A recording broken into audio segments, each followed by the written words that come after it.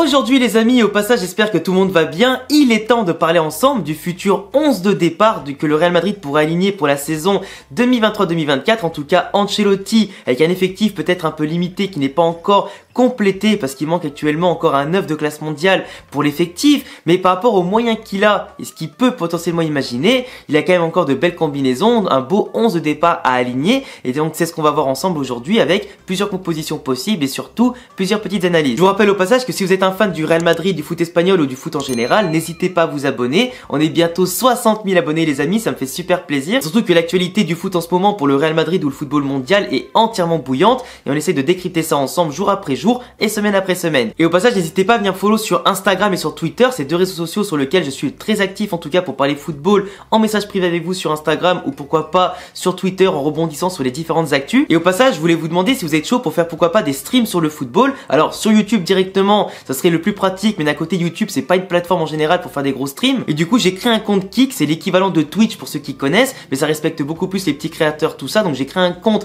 Kick qui serait exclusivement pour le football. Donc si vous voulez qu'on parle de football et d'actualité footballistique, ce sera sur Kick, il y a tous les liens en description. Donc venez follow, c'est gratuit, y a pas de problème et comme ça on pourra parler ensemble en dehors des vidéos, ça peut être stylé. Enfin bref, pour commencer directement la vidéo avec ma composition que je vais appeler fantaisiste pour plusieurs raisons, mais en tout cas vous inquiétez pas, je vais tout justifier, y a pas de souci. Déjà, pour éviter un peu de fantaisie là-dedans, Thibaut Courtois au cage, Carvajal en défense avec aussi Militao, David Alaba et Fran Garcia. Pour moi, ce sera ma défense et mon gardien forcément type de toutes les compositions de la vidéo. Fran Garcia à gauche parce que je veux plus voir Camavinga à gauche mais je veux le voir au milieu de terrain. Et surtout, Fran Garcia pour moi, il vient en tant que titulaire, ancien de la maison, enfant de la maison. Et surtout, Ferland Mendy risque d'être vendu en cas de belle offre. Alphonso Davies viendra pas cet été ou peut-être le prochain. Donc globalement, s'il vient l'été prochain et pas celui-là, Fran Garcia, je le veux titulaire à gauche. Et Nacho en backup, arrière gauche.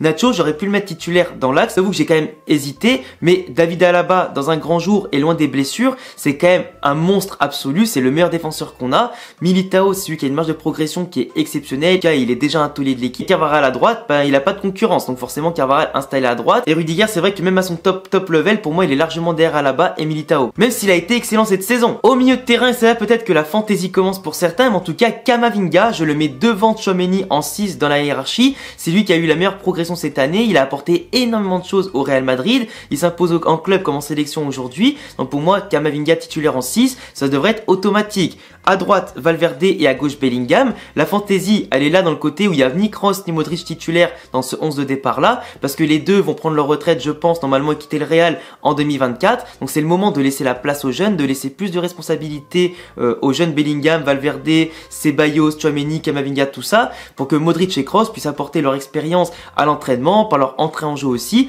ou pourquoi pas être titulaire à certains matchs pour faire tourner, ou pourquoi pas avant de faire entrer les jeunes, etc., qui peuvent finir le travail comme il faut et bétonner ensuite. Mais Modric et Kroos, ils auront un rôle aujourd'hui qui sera beaucoup plus dosé, dans le sens où ils vont beaucoup plus se reposer, jouer pourquoi pas certains gros matchs importants par leur expérience, mais ils seront pas titulaires et joueront pas 90 minutes à tous les matchs. Ça c'est fini, il faut que le flambeau finisse par passer. Et autant Valverde, je le vois bien titulaire parce qu'il va faire une bonne pré-saison, il sera pas blessé, il va être en forme, il va revenir comme l'an dernier, en tout cas avec sa grinta, son activité et ses buts, pourquoi pas, et ses frappes de zinzin.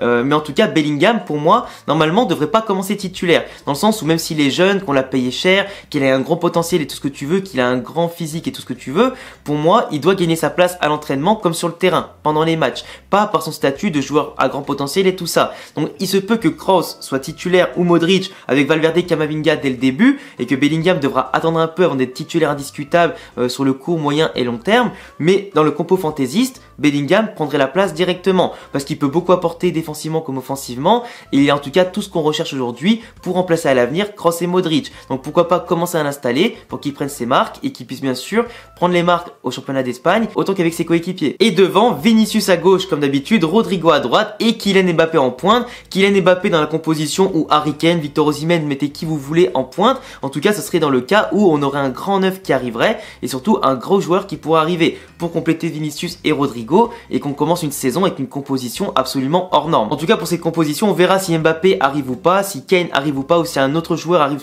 par surprise surprise ou pas du tout, mais pour l'instant c'est un peu mal parti. Mais en tout cas ça serait la composition que personnellement je kifferais avoir dès le début de saison pour justement continuer à progresser, créer un groupe solide et jeune qui va vers l'avant ensemble et qui pourquoi pas pourrait tout casser sur tous les tableaux. La composition maintenant la plus logique, fantaisiste un petit peu, cette fois-ci avec Rossellou en pointe. Forcément c'est la même que celle précédemment mais avec Rossellou en pointe parce que pour l'instant on part avec ce qu'on a en réserve et Rossellou c'est le seul attaquant qui est confirmé, avec aussi Alvaro Rodriguez éventuellement qui pourrait tourner avec lui suivant les matchs, les situations et le temps de jeu, mais globalement c'est à peu près à ça je pense que la composition devrait ressembler, ou au pire tu échanges Bellingham avec Toni Kroos ou Luka Modric et globalement ça devrait ressembler à ça. Une composition éventuellement avec le trio d'avant mais que j'aimerais beaucoup voir plutôt aligné, c'est avec Rodrigo en numéro 10 parce que Rodrigo dans l'axe on sait qu'il est exceptionnel, on sait qu'il est énorme à gauche, mais à gauche c'est les propriétés de Vinicius et forcément quand t'as Vinicius qui est déjà installé tu peux pas lui prendre sa place, c'est lui le poison, c'est lui le détonateur, c'est lui le principal danger et ce sera lui cette année le principal danger.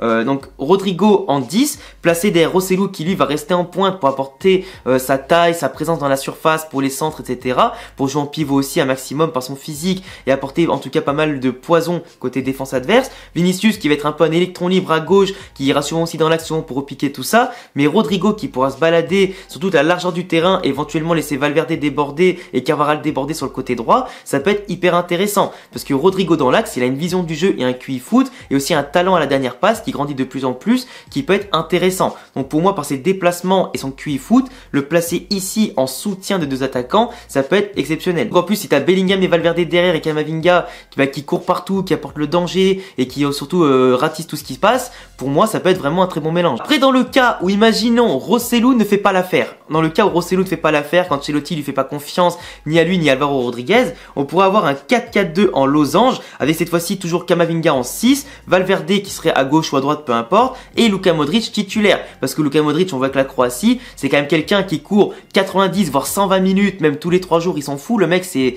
un zinzin, il a 38 ans bientôt 39 et il court absolument partout, il fait la différence et c'est lui qu'on voit le plus et qui fait encore plus la différence par rapport aux jeunes. On l'a vu la Ligue des Nations et malheureusement le pauvre il l'a pas gagné contre l'Espagne, moi j'étais content mais pour lui ça m'a quand même rendu un peu triste, mais après de l'autre côté voilà il pourrait quand même être titulaire côté Real Madrid, Bellingham qui pourrait être aligné en tant que numéro 10 et derrière Vinicius et Rodrigo qui sont en tout cas actuellement les deux meilleurs attaquants qu'on a. Rodrigo et Vinicius qui peuvent exploser leur compteur cette année en étant bien servis, en ayant pourquoi pas cette expérience, ce sursaut de vis qui pourrait en tout cas leur manquer par le passé, mais pour moi les deux peuvent vraiment exploser encore plus cette année avec ces responsabilités qui vont leur incomber et pour moi Vinicius, Rodrigo en pointe dans tous les cas servis par un bon Bellingham, suivant leur déplacement, suivant comment ils vont jouer intelligemment. Certes ça pourrait manquer à des moments de polyvalence tactique et tout ce que tu veux, ça pourrait être trop prévisible ou du moins ça pourrait manquer d'un grand attaquant d'expérience dans les grands moments, mais cette composition là dans le cas où Rossellou ne fait pas l'affaire ou n'est pas bon, bah ça pourrait être une alternative intéressante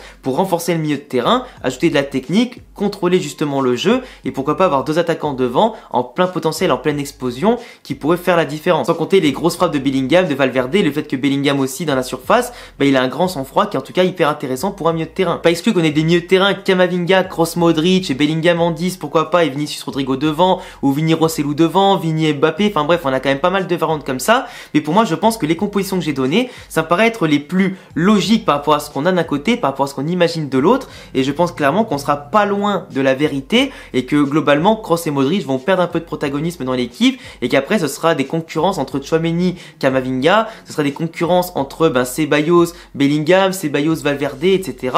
Et qu'après si Rodrigo et Vinicius font le taf, pour moi ils seront indiscutables. Si par contre les deux font n'importe quoi cette saison, bah forcément Ancelotti devra sortir l'un tout comme l'autre. Mais Vinicius, je pense que lui sera vraiment intouchable quasiment et que ce sera Rodrigo peut-être, même si pour moi il doit être indiscutable tellement il est fort et tellement il fait de plus en plus la différence, ben il devra montrer qu'il a sa place dans le 11 de départ. Quand il y aura Rossellou, quand il y aura peut-être Mbappé, quand il y aura les deux, enfin bref, c'est en tout cas à lui de se bouger pour dire à Ancelotti, avant que celui-ci devienne le sélectionneur du Brésil, qu'il est intouchable. Enfin bref, j'attendrai les amis dans les commentaires toutes vos compositions d'équipe pour en tout cas voir lequel d'entre vous aura raison, si c'est vous, si c'est moi, on verra en tout cas. Et puis voilà, n'oubliez pas de vous abonner, cocher la cloche, le petit pouce bleu, notez pourquoi pas mes compositions dans les commentaires et à bientôt pour d'autres vidéos. Ciao!